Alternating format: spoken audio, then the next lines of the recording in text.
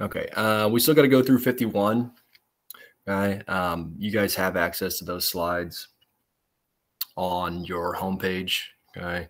I'm not going to go through them as in depth as we normally would in class, just because it would take us a decent amount of time to get through those.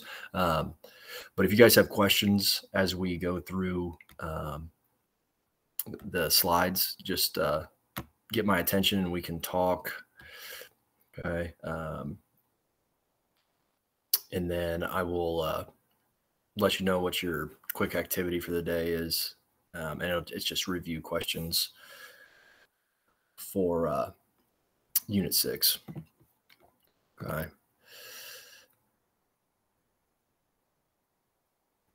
Is everybody able to hear me and see my screen okay? Yeah. Yes. Yeah, okay. All right. So 51 is just adulthood. Right. So what marks adulthood, and then what are the primary influences during this time period? Okay. So one thing we're kind of going to look at is like, what are the trends in trying to create, I guess, happier lifestyles within adulthood, and kind of what the statistics show us with marriage and careers and things of this sort on how it impacts our livelihood. All right. So we've looked at this before. All right. But how, our physical developments, cognitive and social, are all going to have a primary impact. All three share importances. So it's not necessarily just, your genetics, okay, that's been passed on, but it's also your upbringing as well as how you take care of yourself as well. Okay. So we talked with early adulthood. Okay. If you see emerging adulthood, okay, that's right before early adulthood. Okay. So we looked at childhood, then you have adolescence, and then we've started this, phase, all right, that we're now incorporating with emerging adulthood, which is like that 18 to 20 to 22-ish area. Okay. And then we'll go into early adulthood, middle, and late. All right. So in terms of a couple of your vocab terms that we looked at, if you haven't looked, your vocab quizzes are in. So if that's something that you are wondering, okay, you can look at those in Skyward. Okay. We will go over those next week, so you can look at them. I think for the vast majority of you did really well. Okay. The only thing that I would remind you of is the difference between assimilation and accommodation. Right. Remember, assimilation is when you're fitting in whatever your stimulus into your current understanding, your current schema. Okay. Versus accommodation is when you are changing your schema. Okay. So incorporating new information and new knowledge, okay, to adapt and to understand what you're viewing. Okay. Those are that was the main, mix up. Okay. If you missed a question, that was usually the one that it was. Okay? Not everybody, but that was the most popularly missed question. Okay. But let's go right into a middle adulthood. All right. So when we get to middle adulthood, you see a decrease in testosterone for men. Okay. And then right around 50, okay, women are going to experience menopause. All right. So those are kind of like your marks in middle adulthood. All right. Of, we're getting a little bit older. All right. And, these are usually when we start to see the decline. Okay. A slow decline in your ability for, vision, smell, okay, taste, okay, hearing, all those things, you see a gradual decline, okay, as well as, fertility. Okay. All right. In terms of longevity, okay, these are just life expectancies. Okay. United States, we used to be kind of the top. All right. But now, as modern medicine is increased, okay, and we have gone closer and closer together as these developed countries. Okay, up there you have United States, China, Russia. Okay, but in terms of the United States, okay, we are still right around that 78 mark, in terms of our life expectancy currently. All right. Now, when you get to, I guess, our reaction time, all right, muscle strength, muscle tone, those types of things. All right.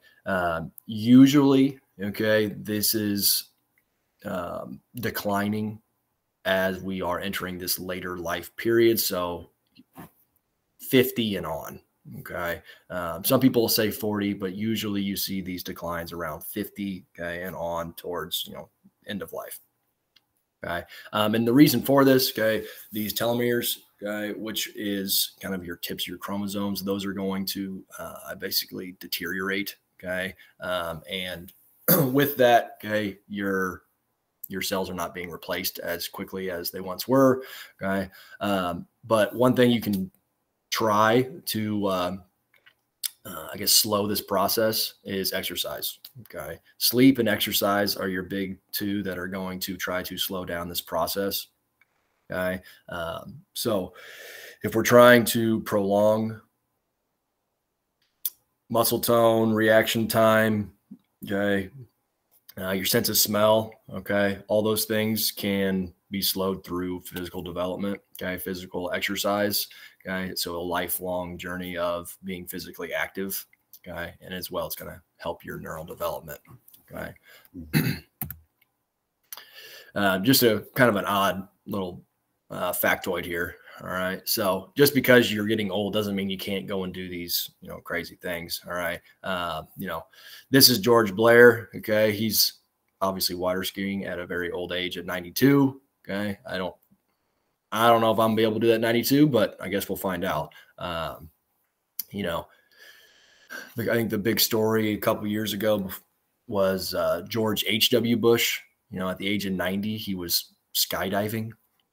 So it's not like you can just say that because you're getting older, you can't do these, riskier or more physically challenging activities. Okay. Just how active are you in your later years? Because that's definitely going to help you decrease this loss of reaction time, senses, okay, and mental activity. Okay, death deferral phenomena. Okay, so this would be when someone is of that older age, all right, and they know they're probably coming to the near end of their life, but they know they have a goal to get to. Maybe I want to turn 90. Okay, my goal is to make it to 90. Okay, so the likelihood of that person dying before 90 decreases. Okay, but after hitting 90, okay, since they've reached their goal, their likelihood of dying increases dramatically. Okay, or maybe I want to make it to my grandson's graduation or make it to Christmas time, whatever it may be. Okay, usually once they reach their goal, the likelihood of death increases. Okay, where it's decreased beforehand. Okay, and basically, it is just, where is your mental status at? Where is your goals at? Okay. And once you've reached them, we tend to see an uptick in deaths, but that's death deferral phenomena. Okay. Senses decreasing in terms of sight and smell, and as well as speech.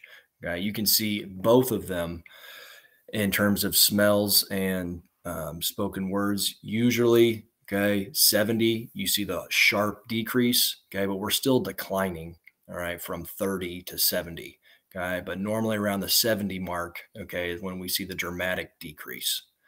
Okay. Now, this is just an example with driving. Okay. But in terms of fatal accidents, okay, with those in the elderly range, so 75 and over, okay, you see an uptick in fatal accidents, okay, because reaction time decreases, vision decreases, okay, and especially when you start to compare length of travel, it goes up dramatically, okay. So if you start measuring it by per mile driven, okay, because normally, you get to elderly age, hopefully you're not driving long distances.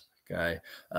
If you are, obviously we see an increase in fatal accidents. Okay. But for the most part, you see elderly just driving short distances. Okay. Going to the grocery store, post office, not necessarily traveling outside, where they live. Okay. But that's not everybody's life. So even those that are in 70, 75 plus are going to I guess, drive longer distances. It may be to see family, whatever it may be, right? But when that happens, we see a spike in fatal accidents. Okay, and that has to do with mainly vision and reaction time, which we know both are declining during that time. So my question, okay, and you can either unmute yourself or put it in the chat. What do you guys think? Should at an elderly age, okay, should it be required, okay, to consistently assess your reaction time and vision, okay, in order to drive, in order to keep your license to drive? What do you guys think? I'd say yes, because, you're not just on the road with yourself, you're with all of the other people on the road. And so it's not like, if you get into a wreck, it's not just affecting you, it's affecting everyone else around you as well. So I'd say yes. Okay. So not necessarily just regarding the person, but you got to also consider everybody else on the road. Yeah. Yeah. And I feel like go ahead. it could be like kind of a waste because like all people's abilities are declining. Like, of course, like why would you need to monitor everyone? Maybe just have an overall blanket rule for them, but also I guess their abilities decline at different rates. So I don't know. Okay. What do you mean by like a blanket? What do you mean by that? Just like a rule that like when you hit this age, you are not allowed to drive in this capacity or something like that. Like rules how like when you first get your license, you can't like drive past like the curfew or something. Oh, okay. So try to set guidelines to make it safer for them. So like you can't drive in the dark or something like that if you're past a certain age. Is that what you're meaning? Yeah. Okay. I mean, yeah, it's something to consider because,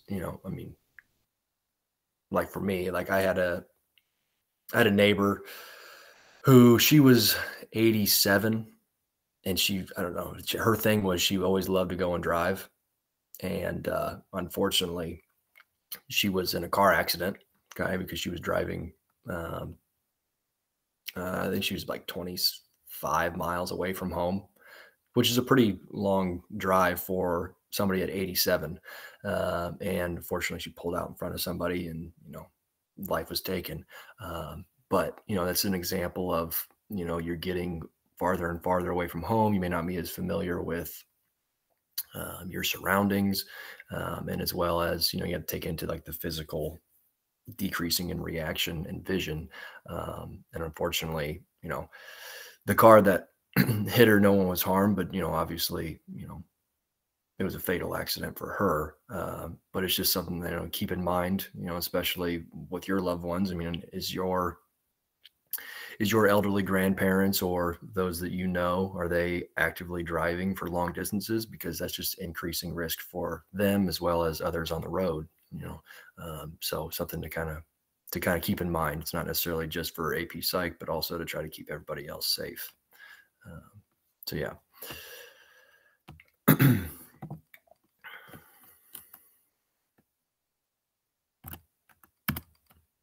I Oh. sorry.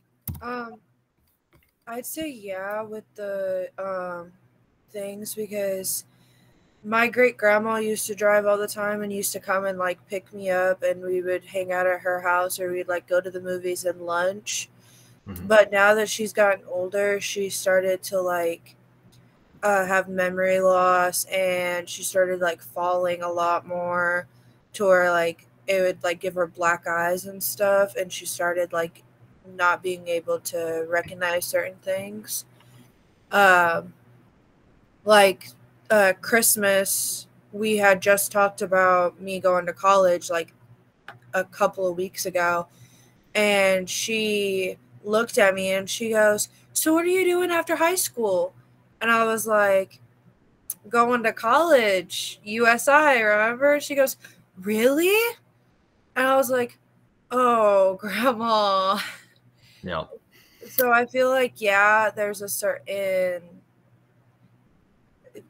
age where you're like, you can't drive, because if you are, you might not remember like areas around you. Yeah. And yeah, that's a good point. We're going to get into memory loss here in a couple of slides. But yeah, it's a good point. You know, you can definitely find yourself in unfamiliar territory, even though at the start of your drive, you thought that you know where you were going. And then you find yourself, I was a little overconfident in, my cognitive abilities at that time. And, we know the older generation's a little bit stubborn. They like their independence, as they should. But this can also lead to, mistakes and, unsafe actions, especially driving, going 50, 60 miles an hour can present a strong problem. Okay. For everyone on the road. So I'm not saying that you shouldn't drive when you're that age. I'm just saying that the accidents significantly go up around 70 years old. Okay. And, this slide just basically confirms, why that occurs. Okay. So slower neural processing. Okay. Your sensory receptors are not necessarily going to be as efficient as they once were. Okay. So when we don't necessarily know this because we are putting elderly in situations to drive. We just go on the statistics that are basically collected. Okay. And then we try to prove that through basically testing their memory, their ability to solve problems, remembering names. All right. And then, the reaction skills. Okay. And putting it in a safe environment, and then measuring, okay, what does it compare to? Is this safe for elderly people to be actually driving? Okay. If you want to, okay, there's a YouTube video on the older lady playing Grand Theft Auto. So we're not going to show that, but that's an option for you. Okay. Now there's good and bad, okay, with later in life. All right. Yeah, you have a weakened immune system. All right, which we know cancer rates go up, pneumonia rates go up. But simple things like the flu and the cold, all right, we see the rate of the elderly basically getting flu and cold less, because they've basically accumulated all these antibodies throughout their life. So yeah, some diseases go up in rates, some go down. We've talked about this, and this was also on your vocabulary, but just as kind of a review, cross-sectional would be having different groups. In this case, it'd be separated by age, and then everyone's tested at one time, versus longitudinal when you're retesting the same people over a period of time. Right? And usually they show different results, especially like we looked at in intelligence. Our cross-sectional shows us that your intelligence tend to decrease quite a bit after you reach around 50, versus longitudinal makes it a little bit more consistent over your lifespan. Yes, we still see a decrease, but nowhere near the sharp decline like a cross-sectional study does. But we know that longitudinal studies take a long time because you have to wait for people to age in order to retest those same people. Versus cross-sectional, you can do a little bit quicker and can get your results in a more timely manner. Okay. Neurocognitive disorders. Okay. Usually this is referred to as some form of dementia. Okay. They've changed the name on how they refer to it. Okay. With NCDs. Okay. But it's all referring to the same topic. Okay. Where your cognitive abilities are declining. Okay. Now this can be strokes. This can be tumors, alcohol use during your adult life. Okay. Smoking has shown that we increase neurocognitive disorder likelihood.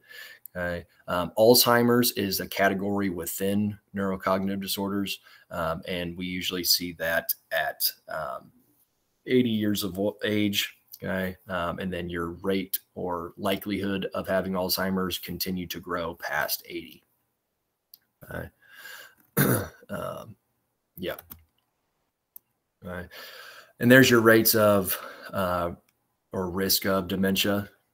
Okay. So you see it start to spike around 80, where we see the percentage increase quite a bit. And then at 90 years old, you're at 40% likelihood of developing dementia.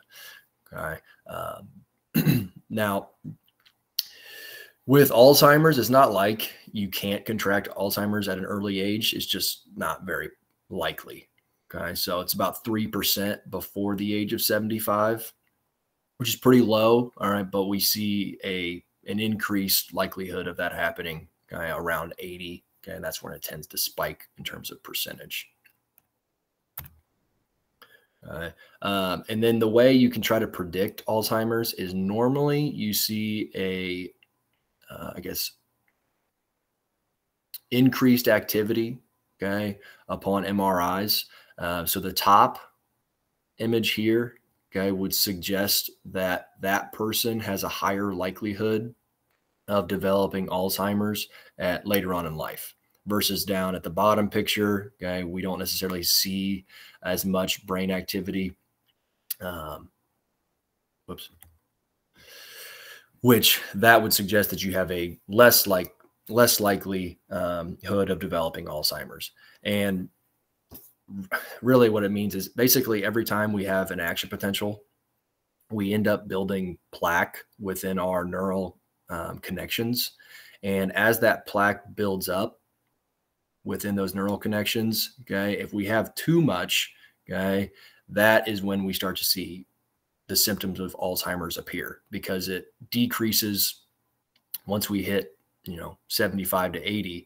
That plaque is then decreasing the likelihood of action potential being able to occur. Okay, so I mean, it's great, increased brain activity is great during your adult years, but then once we get to late adulthood, okay, now that has caused us to build up this plaque because we've achieved so many action potentials, okay, compared to others. That plaque buildup is increasing our likelihood of Alzheimer's. Okay. Social clock, that's just your, culturally preferred timing of major life events. Okay. So retirement, marriage, parenthood, all that type of stuff, having kids, which we know marriage and parenthood have moved later on in life compared to 40, 50 years ago. All right. We normally see marriage now around 25 or 26, parenthood around 26, 27 in terms of average years. Okay. And, we talked about Erickson's generativity and stagnation. All right. And that's kind of the midlife crisis term that people refer to. And we actually don't have a whole lot of data to back up that midlife crisis occurs. I'm not saying it can't happen with people, but it's not nearly as popular as what people make it out to be. Okay. We actually see the level of happiness be pretty consistent for your 20s to your 70s. Okay. Now, usually, yes, we do see a slight decrease in happiness in your 40s, 50s, and 60s, but it's not like we see this dramatic drop off. Okay. So, yes, midlife crisis can occur, but it's not as popular as people make it out to be.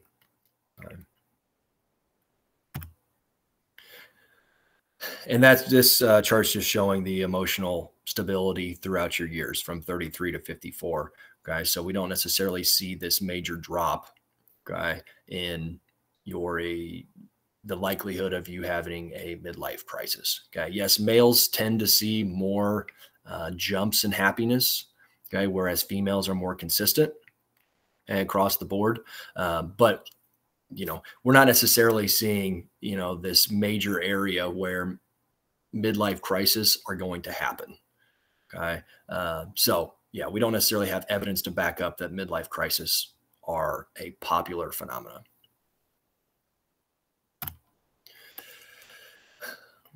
And then, yeah, Erickson, okay, intimacy and generativity are going to be the ones that dominate our adulthood life and tend to show whether or not we're going to be happy during those years. Okay. Freud was very much in line with Erickson. Okay. So love is the relationships, and then work is your production. Okay. So Freud was very much in tune to what Erickson believed during adult years. But with Freud, it was more the unconscious motives versus Erickson's social motives. Okay. Okay. Adult love. Okay. Heterosexuals. Okay. We see that around 90% are going to be married. But that was in 2010. Okay. It might be a little bit less in 2023, but we don't necessarily have that data right now. Okay. In terms of success of marriage, okay, we see that people that live together after marriage tend to have a higher success rate. Okay. So divorce rates go down. Okay. If you live together before marriage or even before engagement, we see divorce rates spike. Okay. And I know some of that is contradicting to what people talk about. It's like some people encourage, you got to live together to see if you can get along. Well, we actually can show through data that actually hinders the success of marriage. Okay. I'm not saying you can't do it and be successful. We just know that data shows us that if you're going to live together before marriage, okay, we have a higher likelihood of divorce. Okay. And then compared to 50 years ago, we have in the United States, okay, a 50%. No. What would that be? 200% more likely? 100%? Whatever it is. It's doubling. Okay. You have a double the chance of being divorced compared to 50 years ago. Okay. Some of that may be, actually, let's ask you, why do you think divorce rates may be increased double compared to 50 years ago? Why do you guys think that might be?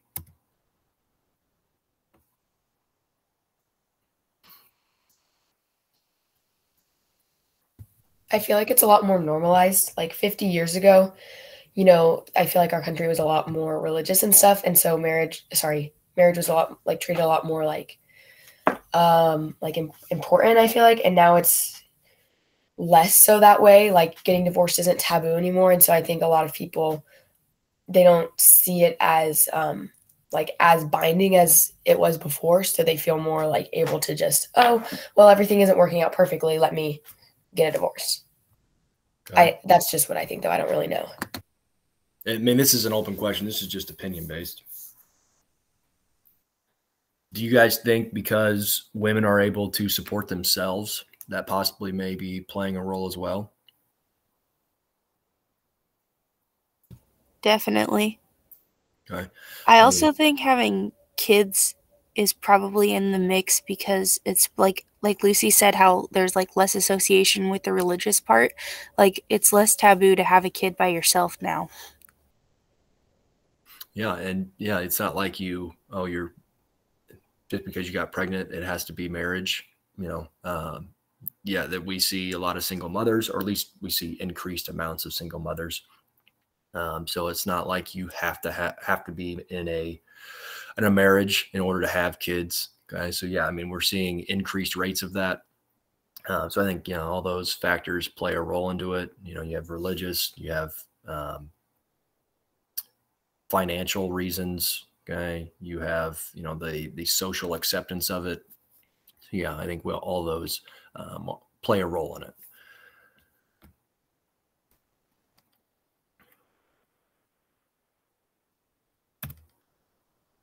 Okay. Yeah, I would say in terms of approaching marriage, okay, you can see my lovely wife there, Cagney. All right. But we're seeing more and more, I guess, information that supports that you tend to decline in terms of marriage satisfaction when you're when you're looking at the idea of less money and less time with each other because you're having kids. And that is just impacting how you are viewing your own marriage. So I guess if you're aware that money and children may be impacting your marriage satisfaction, I think you just got to set more and more time aside for you and your significant other. So that's definitely going to play a role. We know that money can put stress on a marriage. Kids can put stress on a marriage. But I guess you just have to be aware of that so that you actually set aside time for your own relationship and not just money and kids.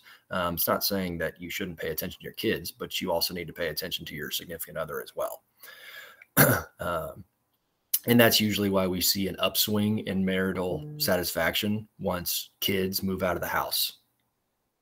Okay. So once you're empty nesters, okay, we see that marriage satisfaction actually increases because then more money and time and energy can be spent towards the relationship rather than kids.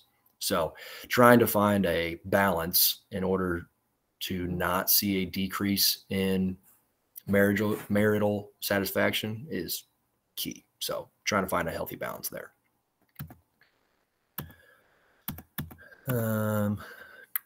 Okay. In terms of, this is always interesting because I see this a lot with my friends on what they majored in versus what they're doing now. And among my friends, which is, I have probably a circle of 8 to 10 good friends. I'm the only one that's using their major. So they went to college for whatever career that they wanted to do, and then they're not using their their degree in what they're doing now. I'm the 1 out of 10. So I'm 10% within my own friend group in terms of if they're using their degree or not. Okay. Now, their jobs still require you to have a degree. So it's not like it was just wasted. But this is just this likelihood of, or you think you know what you want to do in your early 20s, but then you find other interests within your life that you could find purpose in, and you make a career change.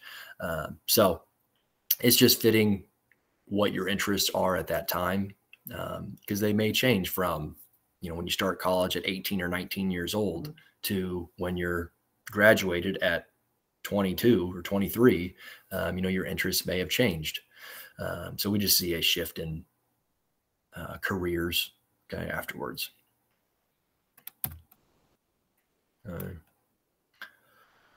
That's just well-being and happiness and your physical healthiness. All right. And that's just across the span of years. Okay. Where we're pretty consistent. We're starting to see a little bit of drop off in later years. But in terms of happiness, older age people tend to be a little bit more happy because they don't have as strong of reactions to emotionally charged events. All right.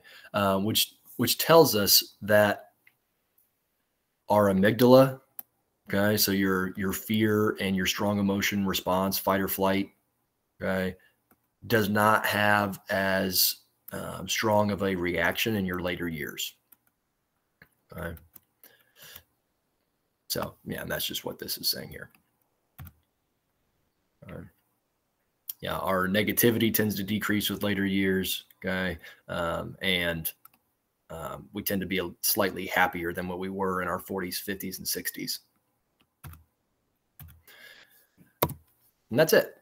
All right. So your one thing to do for today, all right, and this is just for your review for your test on Friday.